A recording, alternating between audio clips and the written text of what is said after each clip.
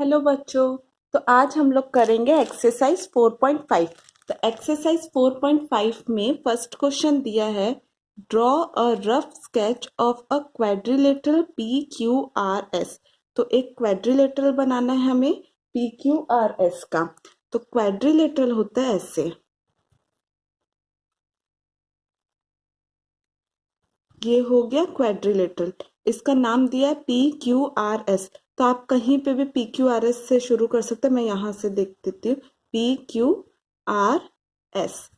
उसके बाद दिया है ड्रॉ इट्स डायगोनल। उसके बाद दिया है उसका डायगोनल्स ड्रॉ करना है।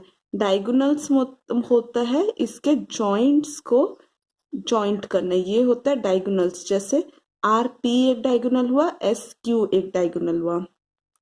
उसके बाद दिया है ये डायगोनल बन गया, तो यहाँ पे मैं एक पॉइंट दे देती हूँ, यहाँ पे ये हो गया ओ।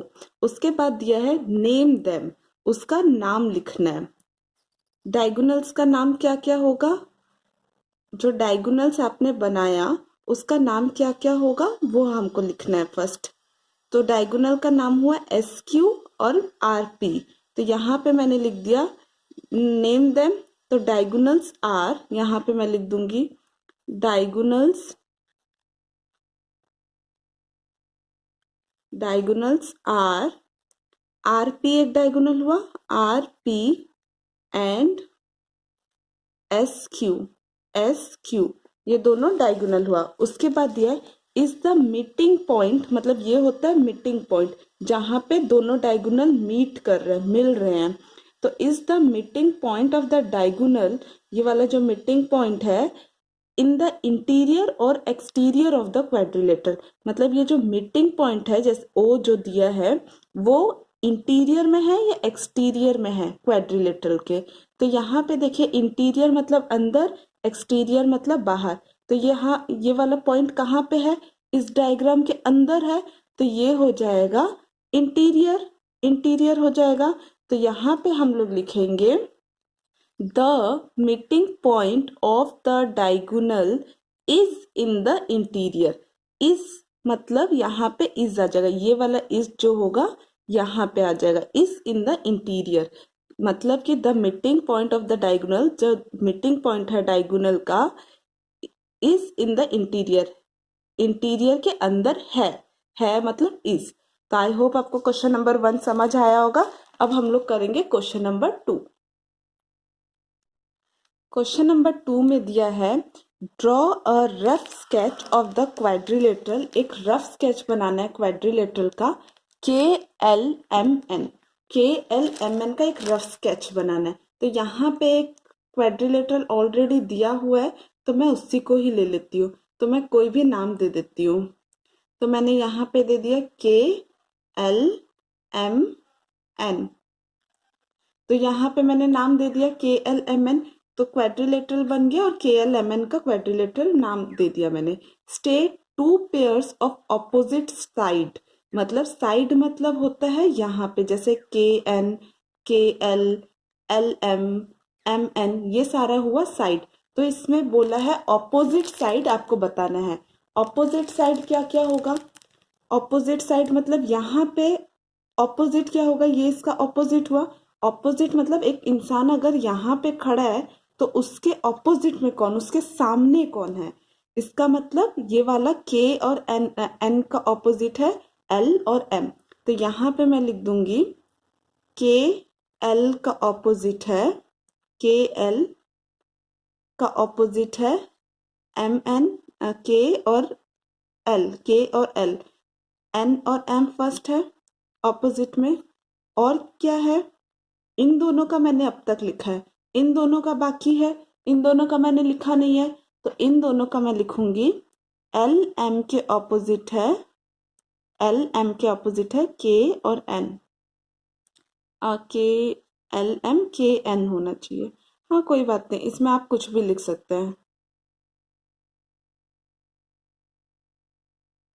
तो यहाँ पे मैं लिख दूंगी के और एन। आई होप आपको समझ आया होगा ऑपोजिट मतलब क्या होता है, एल एम के एन। तो टू पेयर्स ऑफ ऑपोजिट निकल गया। पेयर्स मतलब ये होता है ये एक पेयर हुआ, ये एक पेयर हुआ। तो यहाँ पे नेक्स्ट दिया है two pairs of opposite angles. Angles क्या क्या ऑपोजिट है, तो ये वाला देखिए, यहाँ पे ये एंगल को फर्स्ट लीजिए, एल के एन, एंगल को एल के एन, फर्स्ट आप एक को ही लीजिए, उसका ऑपोजिट लिखिएगा। तो यहाँ पे मैंने लिया एल के एन, एल के एन ये वाला लिया, तो उसका ऑपोजिट क्या है, उसके सामने में कौन खड़ा है, ये है, ये वाला एंगल उसके सामने है। तो यहाँ पे ये होगा एंगल एल एम एन। तो ये दोनों एक पेयर हो गया। यहाँ पे दिया है टू पेयर, तो यहाँ पे टू पेयर दिया है, तो फिर और एक पेयर क्या होगा, एंड, अब ये वाला एक पेयर हो गया, तो एंड एम एल के, उसके एंगल में क्या है, उसके साइड में क्या है ऑपोजिट में, के एन एम, इसके ऑपोजिट में है ये एंगल। तो आई होप आपको ऑपोजिट एंगल भी समझ आया होगा। साइड और एंगल दोनों ही सेम है। साइड मतलब होता है बस एल एम, और एंगल मतलब होता है ये वाला ए एंगल, मतलब ये जहां पे कितना डिग्री इसने बनाया उसको बोलते हैं एंगल। आई होप आपको ए और बी समझ आया होगा। अब हम लोग चलते हैं सी में। सी में दिया है two pairs of adjacent side. Adjacent side क्या है, उसके पास कौन है। तो यहाँ पे फर्स्ट दो पेयर लेना है, फर्स्ट कोई भी आप अपनी मर्जी से पहले एक साइड ले लीजिए। तो मैंने ले लिया एल, एल और एम सपोज ले लिया मैंने, तो यहाँ मैं लिख देती हूँ एल और एम। तो एल एम है, तो उसके पास कौन सा साइड है, मतलब एल के पास एम है, एल के पास क्या है और एक के, एल और के, ये हो गया एडजेसेंट साइड, मतलब इसके पास ये है, इसके पास ये है, तो ये हो गया एडजेसेंट साइड, मतलब एल के पास एम है, एल के पास के है। तो और एक वैसे ही देना है, तो यहाँ पे आप अपनी मर्जी से कोई और एक लिखिए। तो मैंने इसके लिए लिख दिया, अब मैं लिखूंगी के लिए। यहाँ पे दो लिखने के लिए बोला है, तो के लिए मैंने लिख दिया के पास क्या है, एल है एक, और एक क्या है, के पास एन है एक। तो यहाँ का मैंने लिख दिया, के का मैंने लिख दिया। अब यहाँ पे दो लिखने के लिए बोला है तो दो हो गया, लेकिन यहाँ पे और भी हो सकता है। मैंने एल और के का लिखा, एन का अगर मुझे लिखना है, एन के पास क्या है, एन के पास एम है और एन के पास के है, तो ये और एक एडजेसेंट साइड हो गया। और एक एन के, एल के लिए मैंने लिख दिया, के लिए लिख दिया, एन के लिए लिख दिया। और एम के पास क्या क्या है, एम के पास एल है और एम के पास एन है, मतलब आपको देखना है उसके एम से कौन सा पास कर रहा है, कौन सा लाइन वापस से बन रहा है, लाइन जो बन रहा होगा वो आपको लिखना है। यहाँ एल, एम से एल बन रहा है, एम से एन बन रहा है, तो इसीलिए मैंने एम एल लिख दिया, एम एन लिख दिया। अब यहाँ पे आपको सब में याद रखिएगा, आपको सिंबल देना है, मतलब ये वाला एल एम क्या है, एल एम एंगल है क्या, एंगल नहीं है, तो ये क्या है वो आपको सिंबल देना पड़ेगा। तो यहाँ पे एल एम क्या है, तो एल एम एक लाइन सेगमेंट है, तो मैंने यहाँ पे लाइन सेगमेंट का सिंबल दे दिया। तो इसका मतलब हुआ लाइन सेगमेंट एल एम के पास है लाइन सेगमेंट एल और के। हमेशा याद रखिएगा, एल एम खाली आप नहीं लिख सकते, उसका आपको सिंबल देना पड़ेगा। सिंबल मतलब एल लाइन सेगमेंट है ये, तो लाइन सेगमेंट को किससे हम लोग डोनेट करते हैं, मतलब किससे हम लोग एल एम कैसे लिखते हैं लाइन सेगमेंट, वो आपको देना पड़ेगा। वो हमेशा फिक्स रहेगा, मतलब हमेशा आपको लिखना पड़ेगा ये, नहीं तो उसके लिए मार्क्स कट सकते हैं। तो अब हम चलते हैं क्वेश्चन नंबर 2 के डी में।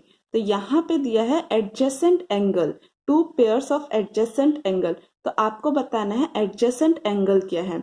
तो और एक चीज, सी में आपको दो पेयर्स बोला, यहाँ पे मैंने चार करके दिखाया, लेकिन आपको इसमें से कोई भी दो लिखना पड़ेगा।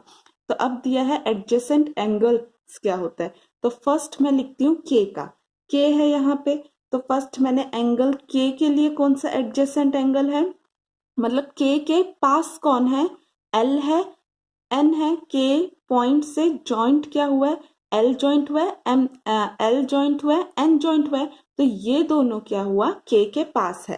तो यहाँ पे मैं के का लिख दूंगी फर्स्ट, के एल एक है उसके बाद वही k के साथ n है।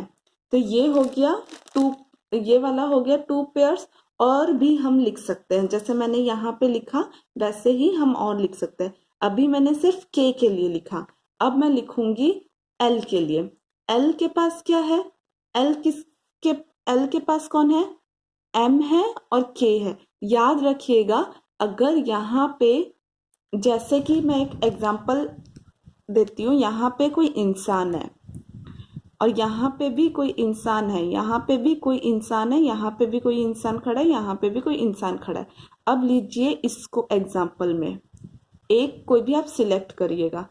इसका एडजेसेंट साइड कौन सा है, इसका एडजेसेंट साइड कौन सा है, जो उसके पास खड़े होंगे। ये इसका एडजेसेंट साइड नहीं है, ये होगा इसका एडजेसेंट। तो जो उसके पास खड़े होंगे, याद रखिएगा। तो वैसे ही एल के पास कौन है, एल के पास क्या है, एम है, के है। तो एल के पास एंगल के है, वही एल के पास एंगल एम है। आई होप आपको समझ आया होगा ये।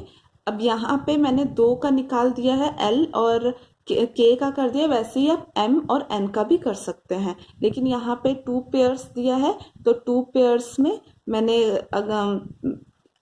ये के और एल का लिख लीजिएगा, या कोई भी आप 2 पेयर्स इसमें लिख सकते हैं, वो आपके ऊपर डिपेंड करता है।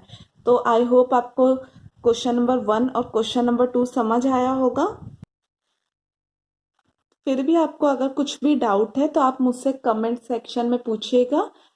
तो आई होप आपको ये वीडियो पसंद आया होगा। अगर आपको पसंद है आया तो प्लीज़ लाइक करिए और अपने फ्रेंड्स के साथ शेयर करिएगा। और अगर आपने अब तक मेरे चैनल को सब्सक्राइब नहीं किया है तो प्लीज़ सब्सक्राइब कर दीजिएगा, ताकि मेरा लेटेस्ट वीडियो आपको मिलता रहे। Thank you.